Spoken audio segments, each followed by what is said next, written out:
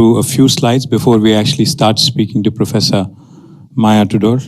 Thank you, Maya, wherever you are. Where are you, ma'am? Oh, hi. Thank you. I'll just take 5 minutes in closing this out. As Ajay put it so eloquently, I come from Telangana, which is the youngest, newest province in India. Unlike other parts of the world, there's no embargo in India as per the constitution with respect to the formation of new provinces, new states. But this did not happen just like that. It took lots of struggle. It took decades of struggle. And eventually in 2014, June, the new state of Telangana was created in India. But I call my state the most successful startup state of independent India. In about 78 years post-independence, this is a state that has really shown tremendous growth, tremendous promise, and not only has shown promise, but also has delivered. I would like to believe that we are the soul of independent India's largest and probably greatest non-violent struggle. And today we're also proof of what resilience can build. I would elaborate a bit further on why I say that. This journey is not just about numbers. As he put it, the GSDP growing from about 4 lakh to 15 lakh crores, the per capita growing from about 1 lakh 12,000 to 3 lakh 57,000, rising from rank 12 to number 1. That isn't what this is about. The story is about dignity. It's about resilience. It's about giving hopes to millions of other Indians that they also can become part of this growth story. This is an exclusive story of inclusive growth, as I would like to call it, because if Telangana can do it, I think every other Indian state possibly also could emulate and also could possibly prosper. Just a quick slide. This possibly will give you an idea of what I'm saying. Did you all know that the world's largest lift irrigation project, the world's largest, not India's, is actually in Telangana, and it was completed in a span of just 4 years. That was done in my state in about, from 2015 until 2019.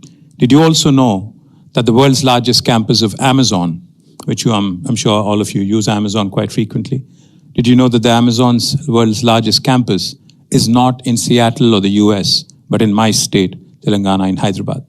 Did you also know that the world's largest innovation campus is actually in Hyderabad? It's a place called T-Hub, and the campus itself can actually accommodate more than 2,000 startups. But more importantly, it also has multiple other facets, which I'll quickly touch upon. Did you all know that Telangana is home to 1/3 of world vaccine production? Not India.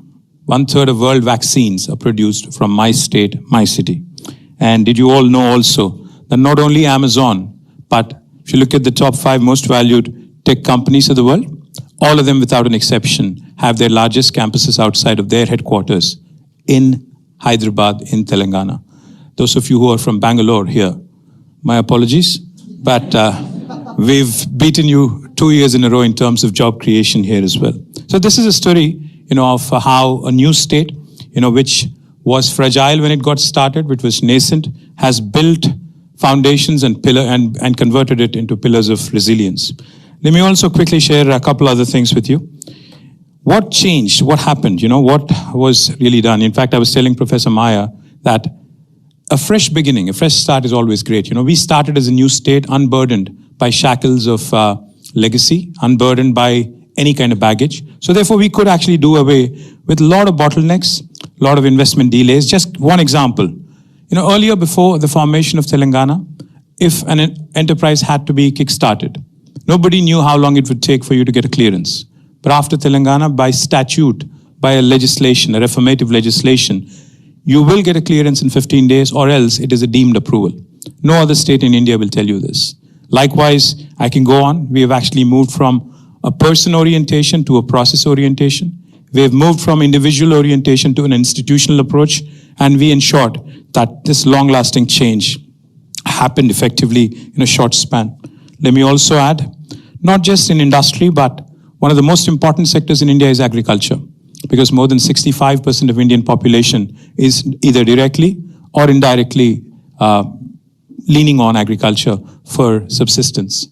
This, by far, is the largest program done by any government in the world. Again, a $9 billion of DBT, directly depositing $9 billion into 7 million farmer accounts, has not been done by any state in India or else anywhere in the world. And this has catapulted, as you can see, in Telangana moving from rank 14 in 2014 to number 1 in paddy production, surpassing Punjab and Haryana in about 8 years of time.